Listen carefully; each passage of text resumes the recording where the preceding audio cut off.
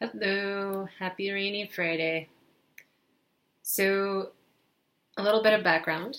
Each year, the general biology classes from our district are given the ability to choose a unit topic to learn about complex interactions in ecosystems and human impacts. This year, Bob's and my classes chose to study raptors. We've been communicating about how to structure the unit and have decided to invest in a field trip to the Montana Raptor Center to look at the toxins that accumulate in birds of prey or raptors. In the meantime, we want to increase our students' interests and motivation about their local raptors while being mindful of their different abilities and backgrounds. Bob, who is a former ornithologist, is well versed on the topic and has already taught me a lot. After a class survey, we've found that in each of our classes, all but four students have access to a photo-taking device. Some common questions students had were, how do you tell the difference between a hawk and a falcon? Do raptors migrate in the winter? When and where are you most likely to see raptors? So, the tip. Phase 1. The T-Pack, the total package. What do Bob and I know about technology? Bob is a pro with the iPhone, and I'm pretty competent with the Androids.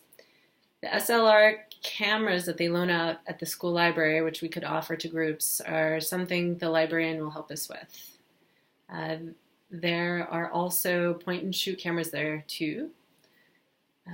We could also consult our students about technology, too. What about our individual pedagogies? Bob and I are both a little shaky with our own self-confidence in this. Z is in his second year, and I'm in my first year of teaching in a formal classroom. And what about our content knowledge? We know that our passion and experience with this topic is going to make a huge difference in our students' motivation. We're pretty comfortable. Phase 2, relative advantage. Is it worth the cost and time? Well, the app we're using, Merlin, is free.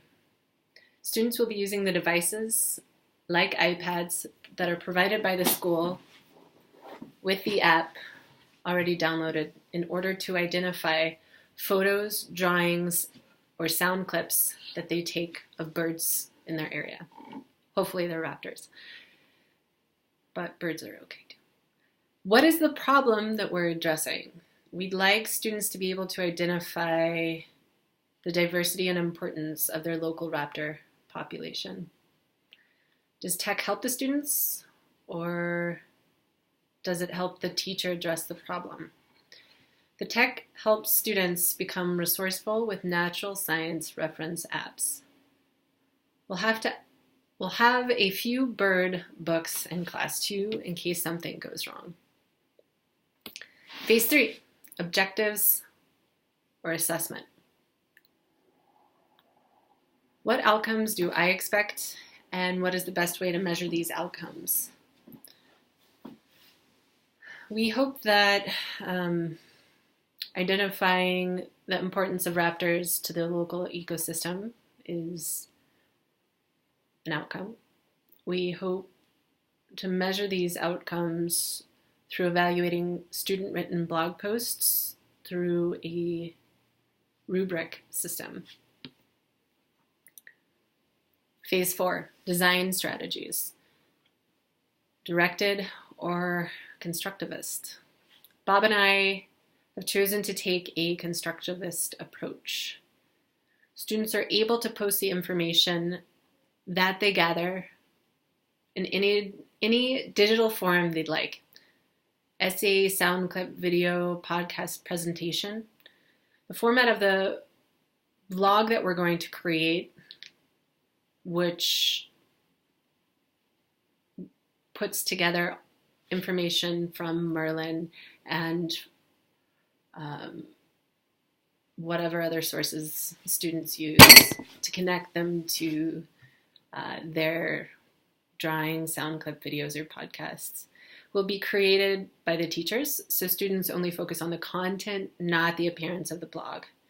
Students will be aware of the project 2 to 3 weeks before it actually begins, so they can attempt to begin to collect multimedia notes, drawings about the raptors that they may see in their everyday lives. How will students interact? When the project starts, students will work in small groups and will have the ability to interact as a whole between schools or groups via blog posts. How can technology support these methods? There are some great reference apps out there, just like reference books. If students know how to use these apps, one of these apps, it can be easy to learn how to use another. Do my students need preparation to use this technology? Bob and I plan to do a 15 to 20 minute introduction to Merlin. They do know how to do blog posts from previous assignments. Phase 5, prepare. Do we have the tools, time, access, and inclusive abilities? Yes, we definitely have the tools. We'll have the time. And we'll have to make sure that the students know how to access these tools. The lesson provides opportunities to learn through using visual and sound clues, not just through reading. This could help students who have disabilities or students who don't use English or don't have English as their native language. Do we have tech support? The Merlin app is really popular and is unlikely to have problems. But if something arises, we've got books and we have paper. We'll be okay. And that is all I have.